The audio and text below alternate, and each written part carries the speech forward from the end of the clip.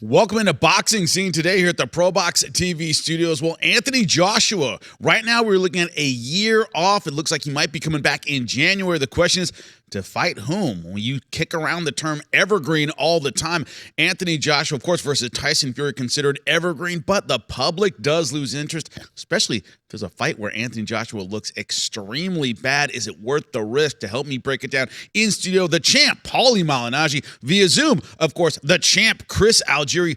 Paulie, let me start with you. Does it make any sense at all for a fight in January? Eddie Hearn wants Tyson Fury, but he says, logically, that's the best fight to make, but logic and Tyson Fury don't always make sense. He said that he is retired. Does any other fight make sense for Anthony Joshua? Well, with Fury saying he's retired doesn't really mean much because he's done the fake retirement a few times already. So I think he just likes to play with the public. He has a little fun with that.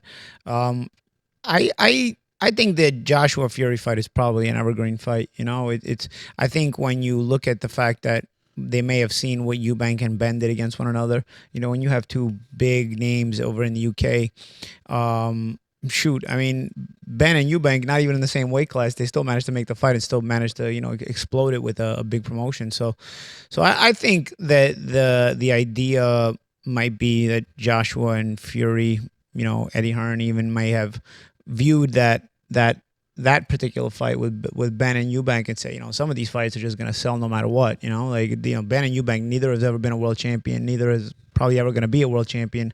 But you see how big of a magnitude of a fight it is because of their profile in the UK. You take that line of thinking and you put it into the Joshua Fury fight. It kind of goes along the same lines. Obviously, they've been at a much higher level. Both have been extremely world class and world champions. But what I'm saying is the same context and the same line of thinking applies in that they've both been big names in the UK. So big names in the UK, and these guys are in the same weight class. So I think it makes even more sense in that regard, where regardless of where the winner goes, because again, the winner of Ben and Eubank, is he going to be world champion? No, they're going to fight again wherever that rivalry goes. It goes, but neither is going to be world champion. But so even if you think, okay, Joshua and Fury's best days are behind them, and neither of them is going to be world champion, so why would they do it? Well, they do it because the same reason Ben and Eubank did it. It's just a huge fight in the UK. So it sort of makes sense, makes dollars and cents, or over there they got pounds, so whatever, it makes pounds and pence. Yeah, right? Pounds and pence. But, I don't know.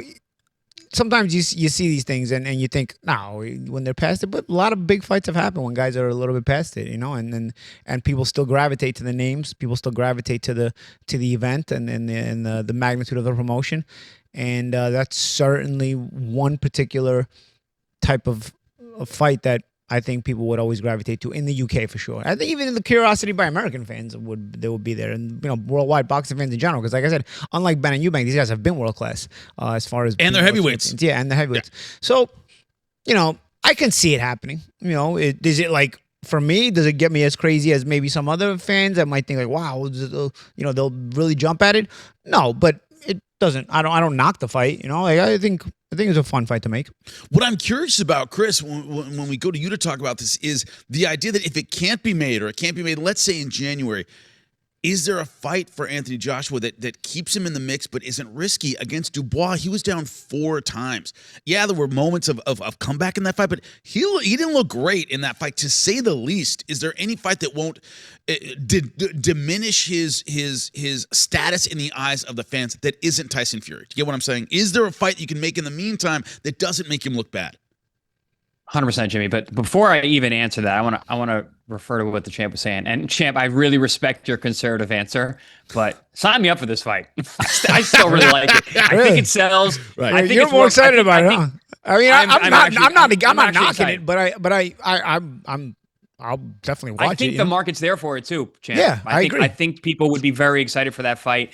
For one, it's two guys who have been legitimate world heavyweight champions. Two, they're legitimate global stars. They're known. They're not just local flavor. It's not like the Ben and Eubank fight where Ben came here, he fought here, people weren't that interested. Eubank, I don't think ever fought here. Maybe he did, maybe in Vegas at some point. He fought Karabov here. Yeah, so I mean, there's no drive outside of their domestic, local UK market. And they still push that much, and many fans. So again, it makes the point for Joshua and Fury even more so, right? Yeah, that's a good point. Yeah. And then on top of it, they're both over the hill in terms of, where they are in terms of their careers. Not to knock either one of them. It happens, age is a real thing, and careers, have a downtrend. But I think they're both trending down in the same kind of place. So the fight's still competitive. I don't know. I think this fight sells, and I think the buildup of the fight will be huge. Tyson Fury could sell tickets to watch him do his laundry. He's just that kind of guy. And Joshua, I mean, I don't care what happened in Joshua's last fight. The guy just looks the part. He talks the part. And you've seen so much talent. You've seen so much ability in him. I think it's easy to get very nostalgic with both these guys. So if we do make this fight, I think it sells. I think it makes a lot of sense. I don't really want to see it. Really, the only thing that's holding us up is Tyson Fury, whether he really wants to step back in the ring or not. Now, referring to your question, Jimmy, is there another fight that's out there that wouldn't diminish this fight? Honestly, with the way that we've watched Anthony Joshua's rise, fall, and rise again, he's going to get a tune-up. They're probably not going to go right to a Tyson Fury fight. They're going to find a Jermaine Franklin type guy for him to step in with. And whether he looks good, great, or anything in between, it doesn't really matter. If you have that fight on the horizon, he's just got to get by with a win and look for the next big fight, just like a Jermaine Franklin, like I said, when in between the Usyk fights. So I think there are other fights that'll be made. I think it'll be easy to make because anyone who fights Anthony Joshua is going to get paid. But listen, another one we're not talking about that I hated, but now I don't hate anymore is Deontay Wilder. I wouldn't mind seeing Deontay Wilder and Anthony Joshua. Do they want to risk Anthony fighting Wilder after the way Joshua, after the way Wilder just looked with that both of them? I don't care. I think it's still fun. Joshua was a heavyweight championship fight. Wilder came back against some dude, some guy. It wasn't really that wasn't really that impressive. But I mean, both of them are coming off fights where they weren't that impressive. Obviously, Joshua got KO'd by Dubois, but Dubois is a much higher level. It's a heavyweight championship fight. It was in Wembley Stadium. Deontay fought in the middle of nowhere in the Midwest against a guy you're never going to hear about again. Who was shadowboxing? The only guy I've ever seen shadowboxing in the dressing room, preparing of how he was going to survive. Didn't throw a single punch. The only guy I've ever seen shadowboxing preparing to go to the ring, not throwing a single punch. He was actually preparing for a survival mode where she was like, he was practicing falling down. He was bouncing around left and right, and then he fought that way. That's why he went the rounds. I mean, I don't know, dude. Joshua Fury, you have me going. Joshua Wilder, now you're. Listen. I don't think all three of those guys, none of them fight for a world title ever again. I don't think. Right. But they can all kind of fight each other on this little circuit. Although nobody wants to see Wilder Fury anymore. But a Joshua Wilder, a Joshua Fury fight for sure. I'm just saying I don't hate the Joshua Wilder fight, and I did a few years ago. But I really actually like the Fury Joshua fight. But what I'm curious about is this idea, Paulie, especially with heavyweights, and Chris, you say it all the time, no such thing as a good chin at heavyweight. They just hit too hard. No one can take those punches. When I see a guy go, obviously, Daniel Dubois, a very high-level fighter, but getting knocked down 4 times before being brutally finished, this idea that if I see something like that the only thing that would spoil a heavyweight fight for me is I'm worried about somebody's health. I go, man, this guy shouldn't be fighting at all, let alone in a major fight, let alone against a heavy hitter. This idea that a fight like that, could that be a problem for Joshua in what we would even call a tune-up fight? The idea that he gets hit and you go, man, I don't want to see this guy take any more punches. Is that possible, Paulie? I mean, you can think about that. I mean, there's always that concern when guys are getting. I remember Ali Holmes. Yeah. I'm old enough to remember. I don't know if Josh was that shot to the Ali Holmes. But it takes one. It takes one. Yeah, it does. But yeah, I mean, remember Ali had beaten Spinks to fight before. Listen, Joshua's punch resistance wasn't ever super great to begin with. He used to get hurt and stuff like that, but he used to roar back, and then he stopped roaring back when he would get hurt, and he would just get hurt. So yeah, I mean, there is a decline for sure, but I don't know, man. All right, how do you tell a guy to not go make this fight if he wants to make this fight? You know what I'm saying? Like, yeah, there's this. I mean, you could say the same thing about Fury. His punch resistance has gone down as well. He's not taking the punches the same way. He goes down, he gets hurt. The defense of Fury is he's lost competitively with Usyk, right? Yeah, I mean, twice. So it's like he's not coming. I mean, actually, Joshua was competitive with Usyk as well. He was, yeah. He just wasn't. But it wasn't his most really recent. competitive with it wasn't Dubois. his most recent performance. With Tyson's most recent performance, they were still competitive losses to Usyk. But then you also factor in Tyson's inactivity. Yeah, but he's always got an activity, right? Yeah, if you talk about Joshua taking a tune-up, you probably get Fury a tune-up as well, right? Maybe.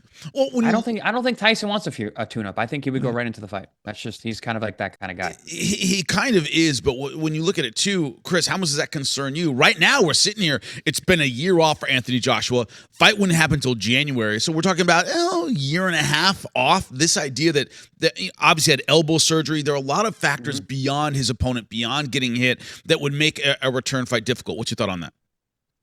I think the time off is probably good. Taking a knockout loss to a guy like Dubois in the fashion that he did, plus getting the elbow surgery.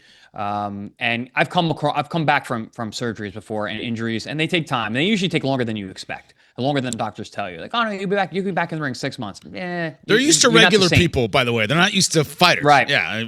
Right, but also then competing at the highest level possible. So it sometimes it takes even a little longer. And injuries based on are impactful. You can heal it for regular everyday life. You can't heal to fight, though. Being healed to fight is different than being healed to everyday life. Yeah. You can eat breakfast in 2 months. I'm like, I'm not eating breakfast. I'm getting punched at. Yeah. Right. Yeah. Yeah. Right. Yeah. I can work the office job. No. I got to go fight a 260-pound man. For millions of dollars. But in terms of this fight and if it's to happen and whether or not Joshua should be putting himself at risk, that's entirely up to him. I used to be a guy when I was younger, and I remember watching Roy Jones get knocked out over and over again toward the end of his career and being like, oh man, why does he keep doing this? He should stop. Somebody should stop him. I have completely flipped the script on that as a professional fighter myself, and now that I'm retired, I'm like, listen, guys, you are the master of your own fate. If you feel like you are okay, and as long as the medical doctors clear you, I'm not taking money from anyone's pocket. So if you want to make this fight happen, that's entirely up to Anthony Joshua. As long as he's medically cleared, which I'm sure he will be, then it's up to him. And I'm not going to knock him for fighting on for as long as he damn pleases. Look at Manny Pacquiao. Came back at 47 years old, fought to a draw with a 30-year-old champion. So we're talking about special people. And yes, there's a bit of a delusion in all of us, all fighters, all the championship level guys. You need that. When does it get to the point where you're damaging yourself? I mean, that's entirely up to the fighters themselves, and whether or not they can make that money still, and willing to make that risk. Then that's on Anthony Joshua. But again, I don't think he's that far gone, like you said, Champ. Where we're looking at this guy's going to really really damage himself. I don't know. I mean, we never know. It only takes one, like you said, Jimmy. But I'm still down for the fight. One of the things that always sticks with me, and this is a personal thing, watching Muhammad Ali in the 80s when I was a kid, I said part of the difficulty is Muhammad Ali, the fighter, the guy who wanted to keep going, cost us Muhammad Ali, the commentator. He cost us Muhammad Ali, the philosopher. He cost us Muhammad Ali, the coach. Right? Is this idea that, yes, he made all these sacrifices, but this was a guy who lost his ability to do anything else. In the years where you and I are sitting here, at a chair talking, Chris, I'm able to speak to you over Zoom, and you can give me an intelligent opinion because you stopped when you did. And that's something I never forget, because I work. It's my job to work with fighters in MMA and kickboxing and boxing who got out at the right time. Paulie, so you can sit here and talk to me, and we can have a rational conversation, and I don't have to give you signals to keep you on track because you know what's going on.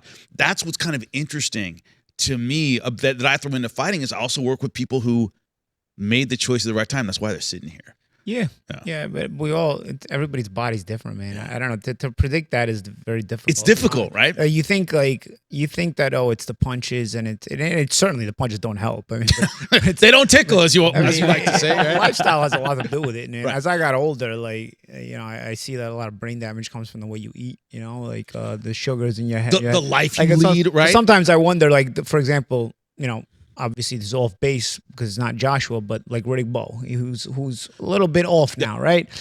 And you say, oh, it was the punches. Was it just the punches? He didn't have a long career. His weight went up and down. Or was it the way he used to eat, which was notoriously a bad reputation for the way he ate, and that the sugar is going into your brain and all that other stuff. I mean, we're going down a different rabbit hole here, but there's a Pernell Whitaker's drug abuse for years and years and years. There's a philosophy that Alzheimer's is type 3 diabetes. Is that what caused Riddick Bowe to, sort of lose it a little bit when you talk to him? He didn't have a long career. Sure, he had tough fights, but dude, we've seen a lot of guys with much tougher fights. Holyfield went on a lot longer. Yeah. After the tough trilogy. And yeah, so I can't say you definitely predict it, like, Joshua shouldn't fight because, you never know this guy.